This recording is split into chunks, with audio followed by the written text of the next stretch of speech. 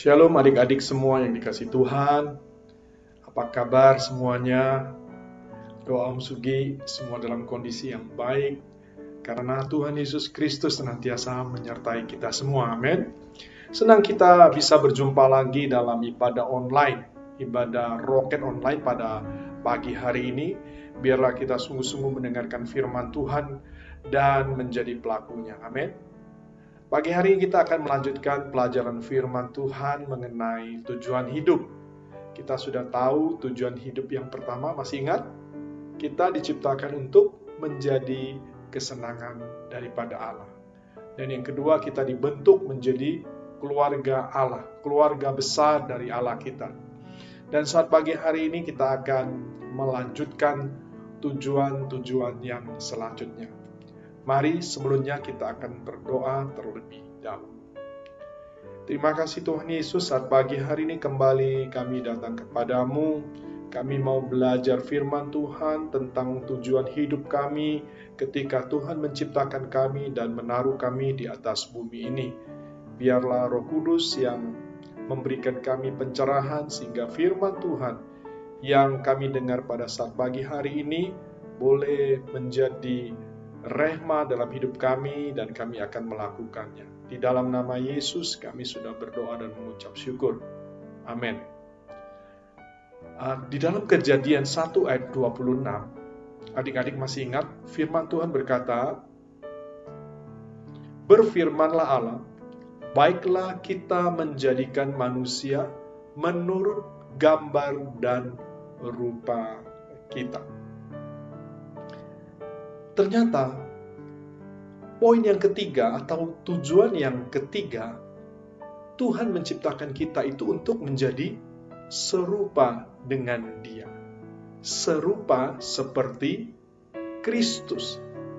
Jadi memang benar sejak semula rencana Allah adalah menjadikan kita serupa dengan anaknya yang tunggal, Tuhan Yesus Kristus. Nah, maksud serupa di sini itu serupa yang bagaimana ya? Kalau menurut adik-adik bagaimana? Apakah kita harus memakai jubah yang panjang seperti Tuhan Yesus Kristus, rambut kita yang panjang, atau kita harus berjenggot ya, pakai kasut zaman dahulu, tidak makan nasi tetapi makan roti? Bukan itu maksudnya adik-adik.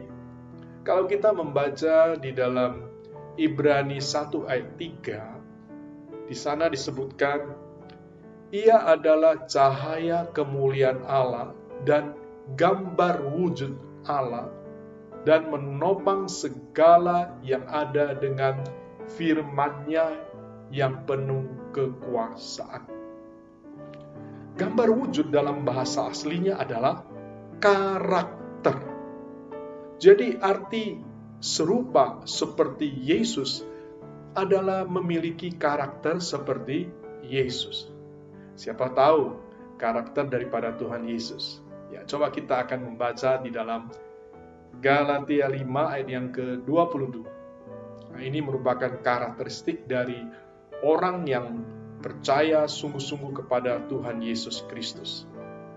Tetapi buah roh ialah kasih, sukacita, damai sejahtera, kesabaran, kemurahan, kebaikan, kesetiaan, kelemah lembutan, penguasaan diri. Tidak ada hukum yang menentang hal-hal itu. Bagaimana kita bisa memiliki buah roh?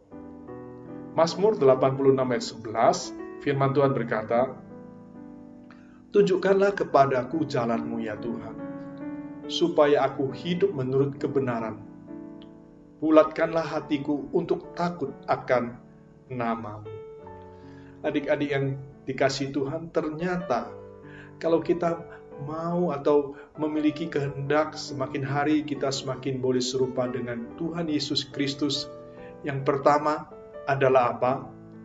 Kita meminta Tuhan untuk menunjukkan jalan-jalannya kepada kita.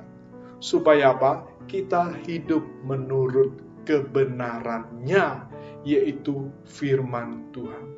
Ketika kita mengerti firman Tuhan, kita akan menjadi bukan saja mengerti tetapi melakukannya, maka kita akan menjadi orang-orang yang takut akan Tuhan. Dan yang kedua, bagaimana kita bisa menjadi orang-orang yang berkarakter seperti Kristus. Di dalam Galatia 5 ayat 25, firman Tuhan berkata, "Jikalau kita hidup oleh Roh, baiklah hidup kita juga dipimpin oleh Roh."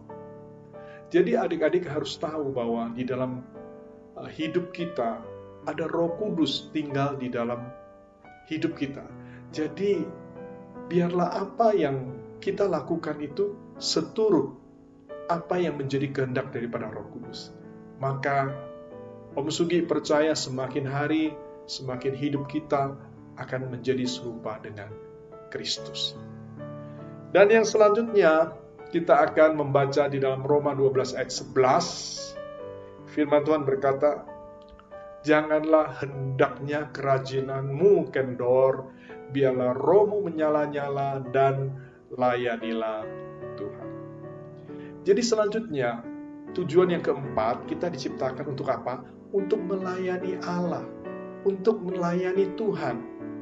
Banyak orang berpikir melayani Tuhan itu harus melayani di gereja. Betul, kita bisa melayani di gereja sebagai contohnya guru sekolah minggu, kita bisa main musik, bisa main gitar, bisa main keyboard, kita bisa main drum, kita sebagai pemain musik di gereja, kita bisa melayani Tuhan di gereja.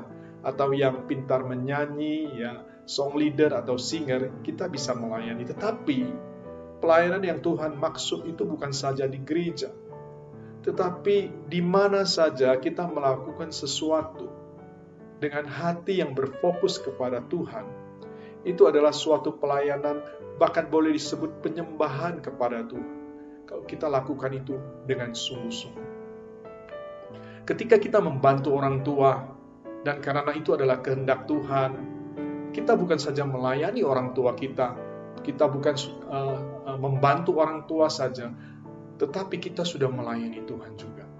Kalau kita membaca di Injil Matius, di sana diceritakan bahwa apabila anak manusia itu datang dalam kemuliaannya ke atas bumi ini dengan semua malaikat, maka ia akan bersemayam di atas tahta kemuliaannya. Maka semua bangsa itu akan dikumpulkan di depan Tuhan, di hadapan Tuhan, dan Tuhan akan memisahkan mereka seorang daripada yang lainnya, sama seperti seorang gembala yang memisahkan domba dan kambing. Nah, kemudian Tuhan menempatkan domba-domba di sebelah kanan dan kambing-kambing di sebelah kirinya. Dan Tuhan akan berkata kepada mereka yang di sebelah kanannya, "Engkau yang diberkati oleh Bapa-Ku, terimalah kerajaan yang telah disediakan bagimu sejak dunia dijadikan. Sebab kenapa? Ketika aku lapar, kamu memberi aku makan. Ketika aku haus, engkau memberi aku minum. Ketika aku orang asing, engkau memberi aku tumpangan. Ketika aku telanjang tidak memiliki baju, kamu memberi aku pakaian. Dan ketika aku sakit, kamu melawat aku. Dan ketika aku di dalam penjara, engkau mengunjungi aku."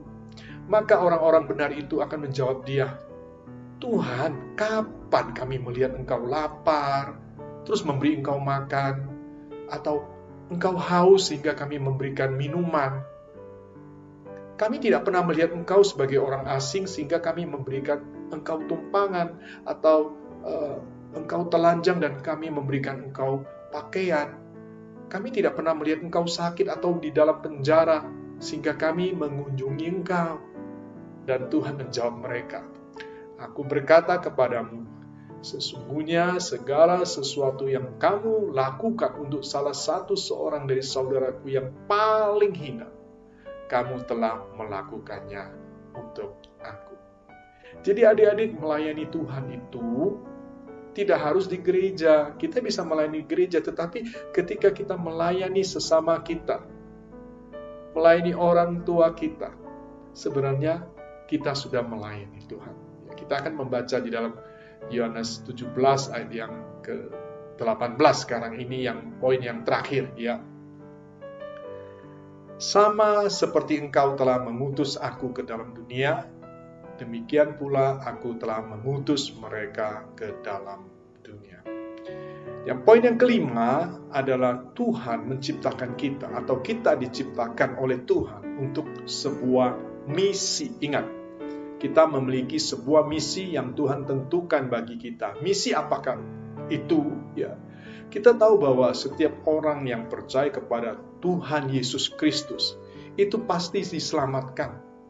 Karena Alkitab mencatat bahwa di bawah kolong langit ini tidak ada nama yang bisa menyelamatkan manusia dari api neraka, hanya nama Yesus saja. Jadi misi kita semua adalah menyampaikan kepada orang-orang yang masih belum pernah mendengar tentang Tuhan Yesus Kristus. Bagaimana Allah begitu mengasihi manusia sehingga dikaruniakan anaknya yang tunggal, yaitu Tuhan Yesus Kristus sendiri, datang ke atas bumi ini, mati di kayu salib untuk menebus dosa dan kesalahan manusia. Pada hari yang ketiga, bangkit di antara orang mati dan naik ke surga, duduk di sebelah kanan Allah Bapa. Kita harus sampaikan hal ini kepada orang-orang yang belum pernah mendengar, supaya mereka percaya bahwa Yesus itu adalah Tuhan. Dan setiap orang yang percaya tidak binasa, melainkan mereka akan beroleh hidup yang kekal. Itu adalah misi yang diberikan Tuhan kepada kita semua.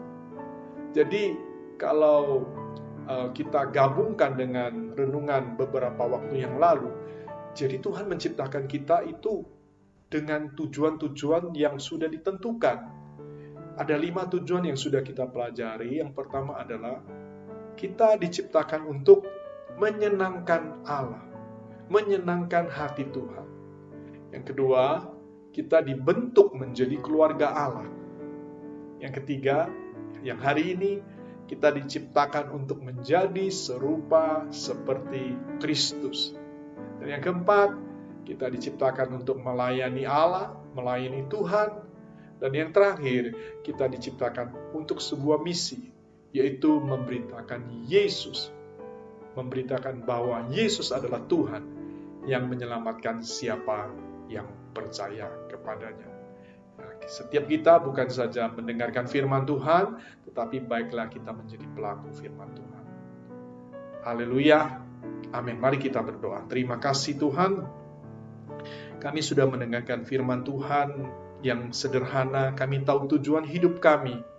Dan saat pagi hari ini Tuhan, Roh Kudus yang menolong kami untuk menjadi orang-orang yang mengasihi Tuhan, yang mentaati firman Tuhan dan melakukannya, supaya hatimu disenangkan ya Tuhan. Terima kasih, berikan kami kemampuan Roh Kudus untuk berjalan sesuai firman-Mu.